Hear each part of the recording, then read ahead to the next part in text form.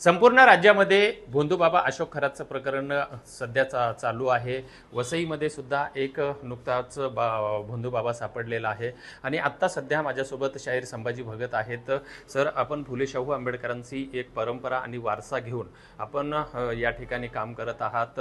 संभाजी भगत हे नाव फार मोठं आहे सध्या जे चालू आहे, कारण नाशिकचा अशोक खरातांचं जे प्रकरण आपण बघितलेलं आहे, या सगळ्या प्रकरणाकडे आपण कसं बघता?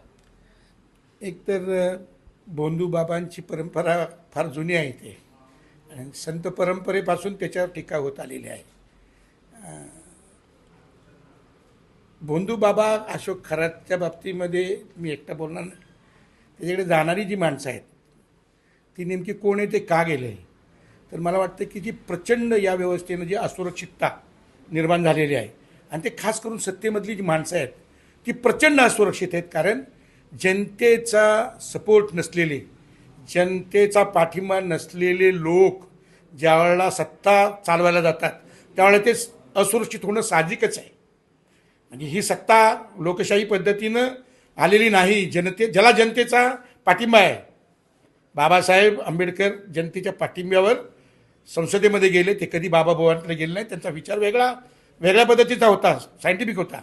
पण जे हिंदुत्ववादी पण होते त्या काळातले, हिंदुत्वाचा विचार घेणारे, त्यांना सुद्धा ज्यावेळेला जनतेचा पाठिंबा होता आणि खऱ्या अर्थाने जनतेमधून गेले होते, ते असुरक्षित झाले नाहीत. आजचे जे सगळे राजकारणी जे असुरक्षित झालेले आहेत त्यांना ते जनतेमधनं गेलेले नाहीत. दुसरी गोष्ट, त्यांनी जे कारनामे केलेले आहेत, दडपणुकी केलेल्या आहेत किंवा जे काय भ्रष्टाचार केलेला आहे त्याच्यातनं ते प्रचंड असुरक्षित आहेत.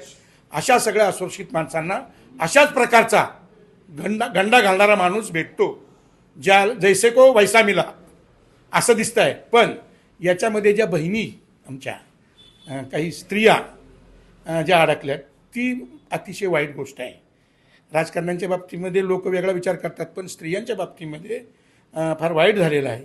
त्या बळी आहेत आणि त्यांचे जे फोटो किंवा काय जे काय स्पष्टपणे, तर त्यामुळे एक अतिशय वाईट वातावरण, म्हणजे वेदनादायी वातावरण तयार झालेलं आहे. त्यामुळे या स्त्रियांच्या बाबतीमध्ये संवेदनशील असलं पाहिजे आणि त्या भोंदूबाबाचं पुढे काय होईल, ते सरकार काय करेल, न्यायालय काय करेल. कारण देशात जे राज्य चालवतात या अशाच लोकांचे अनेक फोटो जे आहेत ह्या भोंदूबाबासोबत आलेले दिसत आहेत. आणि जी राज्य महिला आयोगाची महिला अध्यक्ष म्हणून जी होती ती स्वतः त्यांच्यापुढे लोटांगण घालताना आपल्याला दिसतंय. तर अशा व्यवस्थेमध्ये काय वाटतंय तुम्हाला? एकतर आमूलाग्र बदल करण्याची गरज आहे. जे राजकारणी आहेत त्यांच्यामध्ये बदल होणार नाही, कारण त्यांच्याकडे एक विशिष्ट त्यांचं धोरण आहे, त्यांच्याकडे एक त्यांचं लाईन आहे, त्यांच्याकडे ते त्याच्या पद्धतीने जाणार आहेत. सामान्य माणसं जे आहेत, भरडली जाणारी माणसं आहेत, त्याच्यामध्ये जागृती करण्याची गरज आहे.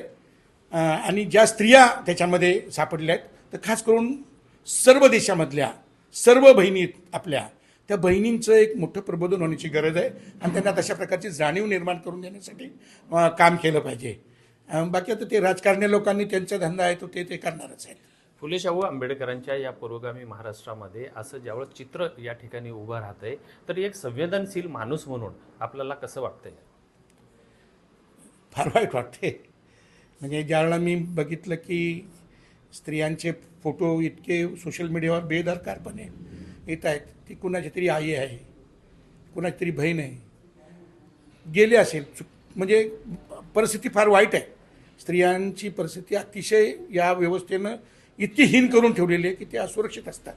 आता त्याच्यामध्ये लोक बोलतात की त्या सगळ्या म्हणजे मोठ्या राजकीय स्त्रिया होत्या, IAS स्त्रिया, IRS स्त्रिया, श्रीमंताच्या स्त्रिया. मला वाटते स्त्रीला जात नाही या देशात, स्त्रीला धर्म नाही, शूद्रांसारखीच आहे ती. आणि म्हणून अशा शूद्रांचा किंवा अतिशूद्रांचं जे शोषण आहे त्याच्या बाबतीत मी संवेदनशील आहे. काही ठिकाणी आता पुरुषांचे मी ज्यावेळेला कॉमेंट्स वाचतो आहे सोशल मीडियावर, तर आपल्या देशातल्या पुरुषांची मानसिकता भयानक खालावलेली आहे.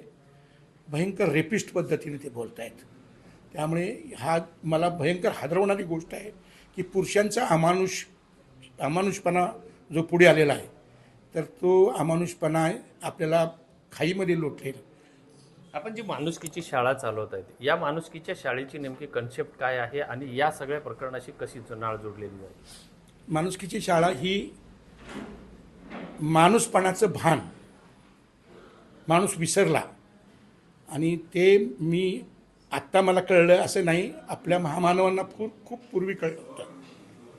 तर त्यांनीसुद्धा माणुसकीची मूल्य उभी करून या देशामध्ये माणूसपणाचं भान पुन्हा पुन्हा माणसाला करून देण्याचं काम केलेलं आहे.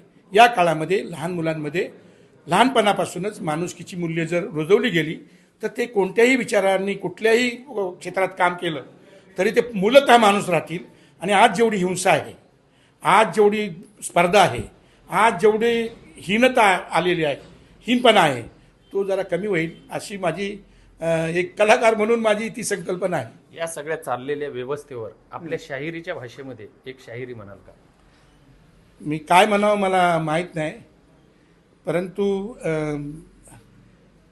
माणूसपणाचं भान गेलं कशामुळे तर आपली दृष्टिकोन गेला.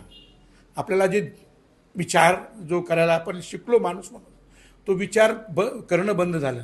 तर त्याच्यावरचं एक गाणं, डसले तर डंख डोळ्याला काटे पायाला, कोण ढकलं तर नेतय बघार तुमच्या दिहाला, तुमच्या दिहाला कोण ढकलं तर नेतय बघारे तुमच्या दिहाला, तुमच्या दिहाला. गहिवरले रान सुनसान उराशी भिडू, रानाचे घेऊन मुके बोल नवे खडवू. हा रायरंद माझा बाप माझ्यामध्ये जगतो, तो उजेड असूनी डोळे मला मागतो. सांभाळा डोळे बाबानो अंधार लय झाला, हा युग पारवा डोळ्या वाचून मेला. मी माणूस असून माणूस म्हणून जन्माला आलो, पण मी जर माणूस म्हणून घडलो नाही तर या जगातला आनंद, सुख, प्रेम, करुणा मला मिळत नाही. म्हणजे आला जन्माला आणि जगला आणि मेला, आला आणि गेला गेला, याला काय मी जगणं म्हणत नाही. आणि म्हणून माणुसकीची शाळा आहे. निश्चितच आपण बघितलेलं आहे एक संवेदनशील शाहीर म्हणून. आणि आजच्या परिस्थितीची सुरू असलेली ही व्यवस्था ज्यामध्ये महिलांचं होणारं शोषण शाहिरींनी आपल्या शब्दामध्ये व्यक्त केलेलं आहे. आणि अस्वस्थ असणाऱ्या माणसांना ह्या भोंदूबाबाची गरज पडते. सध्याचं सरकार हे अस्थिर आहे आणि त्यामुळेच ह्या घटना घडत आहेत अशा भावना त्यांच्याकडून व्यक्त करण्यात आल्या आहेत. विजय गायकवाड, TV9 मराठी, वसई.